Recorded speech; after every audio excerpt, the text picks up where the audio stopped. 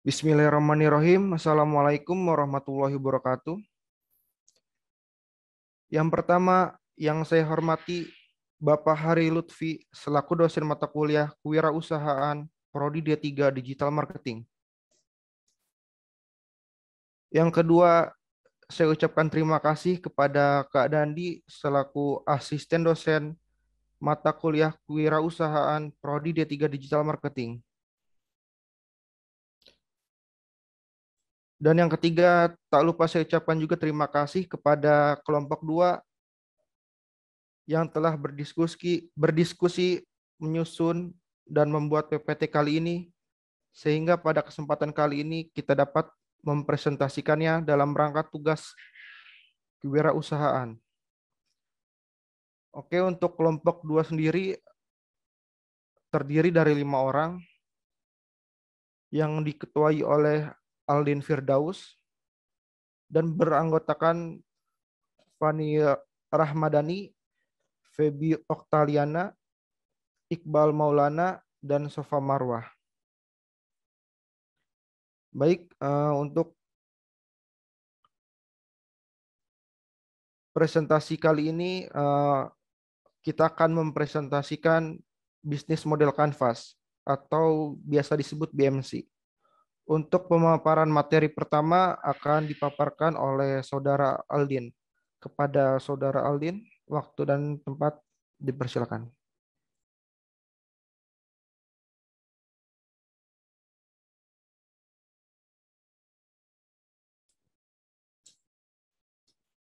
Baik, saya akan mempresentasikan atau menjelaskan produk kami yang kami buat.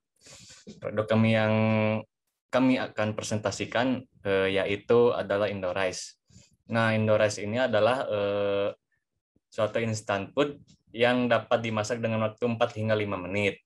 Indorice akan bekerja sama dengan petani-petani lokal di Indonesia dan memiliki target pasar yang jelas seperti para pendaki gunung, pelajar, mahasiswa, dan backpacker.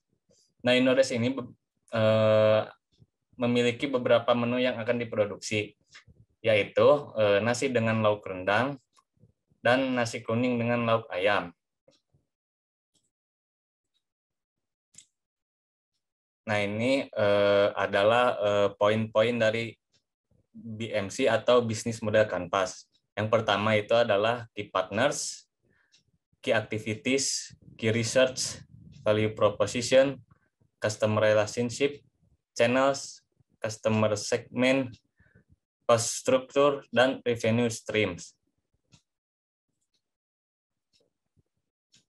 Nah, saya akan menjelaskan mengenai Key Partners. Nah, Key Partners itu apa sih? Key Partners itu adalah pihak-pihak eksternal yang dibutuhkan dalam menjalankan Key Partners. Hal ini bertujuan untuk mengoptimasi operasi dan risiko bisnis. Salah satu contoh Key Partners adalah yang pertama adalah petani.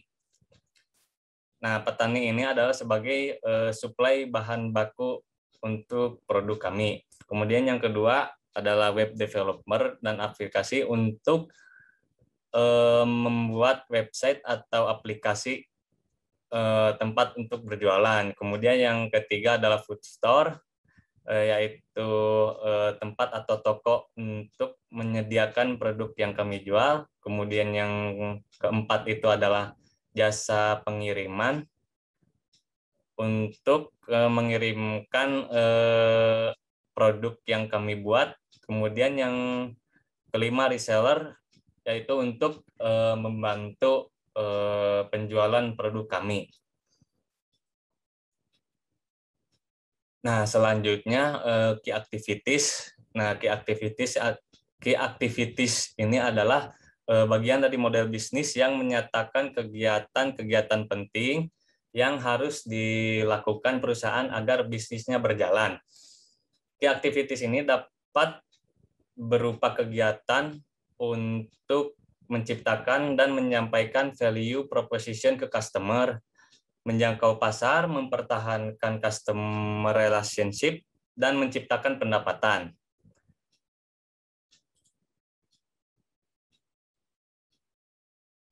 Nah, poin-poin dari key activities ini adalah produksi, yaitu proses pembuatan produk dari bahan mentah atau setengah jadi menjadi bahan jadi. Nah, bahannya ini berasal dari petani lokal Indonesia. Kemudian pemasarannya yaitu memasarkan melalui web dan aplikasi dengan cara online maupun offline. Kemudian yang ketiga penjualan dengan cara bisa online dan bisa offline.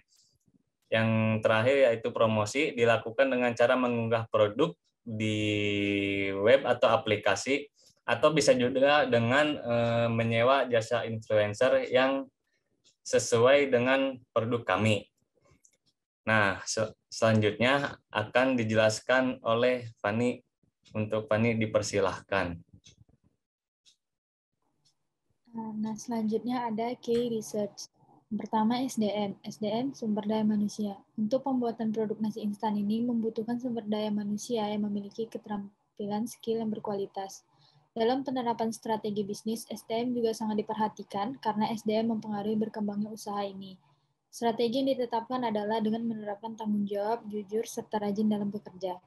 Yang kedua ada alat produksi.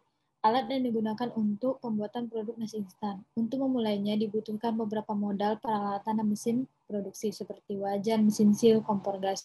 Untuk kemasannya ada seperti heating food, heat pack, sendok atau garpu plastik.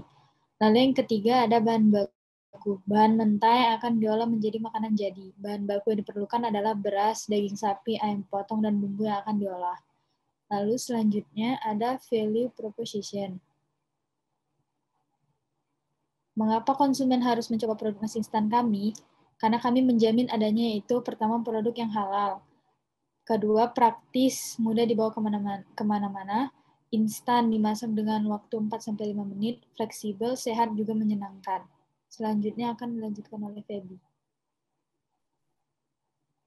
Selanjutnya ada customer relationship, strategi pemasaran dalam mempertahankan pelanggan atau konsumen. Caranya adalah dengan aktif sosial media, contohnya membuat feed Instagram yang menarik, membuat iklan pada sosial media seperti Facebook, Instagram, atau Twitter. Yang kedua ada program giveaway. Program giveaway merupakan strategi pemasaran yang sangat ampuh. Jika ingin menarik peserta lebih banyak, bisa dengan cara paid promote pada selebgram. Yang ketiga ada diskon. Diskon memiliki peminat yang banyak. Kita bisa membuat diskon bundle agar lebih menarik pelanggan. Selanjutnya channel. Media sosial bisa digunakan menjadi media dari pemasaran. Bentuk yang digunakan bisa melalui situs web. Untuk mempromosikan produk dari Indorice, biasanya pemasaran di media sosial bisa berbayar atau free. E-commerce, tindakan mendorong kesadaran terhadap bisnis yang menjual produk atau layanan secara elektronik. E-commerce terbesar di Indonesia seperti Tokopedia dan Shopee. E-commerce tersebut sangat mudah digunakan dan didaftarkan. Toko, Indorice juga akan ada pada toko-toko sehingga konsumen dapat membeli dengan mudah. Selanjutnya akan disampaikan oleh Sofa. Lalu customer segment atau segmentasi pasar. Untuk segmentasi pasar pada Indorice sendiri, untuk segmen geografisnya mengincar pasar wilayah Kota Bandung, yaitu seperti Bojong Soang, Buah Batu, yang tujuannya untuk dikenal oleh masyarakat di sekitar, terutama anak mahasiswa Telkom. Sedangkan untuk segmen demografis Indorice mengincar untuk semua kalangan, tidak terbatas usia dan gender. Indorice mengutamakan pangsa pasar dengan target utamanya yaitu konsumen yang memiliki aktivitas yang padat, waktu yang sedikit, sehingga mereka memerlukan makanan yang cepat dan mudah dimasak seperti pelajar, mahasiswa, pegawai kantor, backpacker, dan pendaki. Lalu untuk cost struktur atau struktur biayanya. Untuk struktur biayanya, dalam memproduksi Indorice ini antara lain biaya bahan baku seperti beras, daging, bumbu. Lalu biaya alat produksi seperti mesin produksinya atau alat-alat yang diperlukan dalam proses produksinya. Lalu biaya listrik, biaya pajak, biaya marketing yang biasa digunakan yang untuk biaya proses pengiklanan atau promosi Indorice, dan biaya kemasan atau biaya mengemas produk Indorice. Lalu untuk revenue stream atau saluran keuntungan. Untuk keuntungan dari penjualan Indorice saat ini hanya melalui keuntungan dari penjualannya sendiri, karena Indorice ini merupakan produk yang baru yang belum mempunyai outlet dimanapun. Namun harapannya Indorice ini bisa mendapat keuntungan dari yang lain, misalkan dari outlet atau reseller yang nantinya bakal kami adakan pada produk Indorice ini. Terima kasih. Saya kembalikan kepada moderator.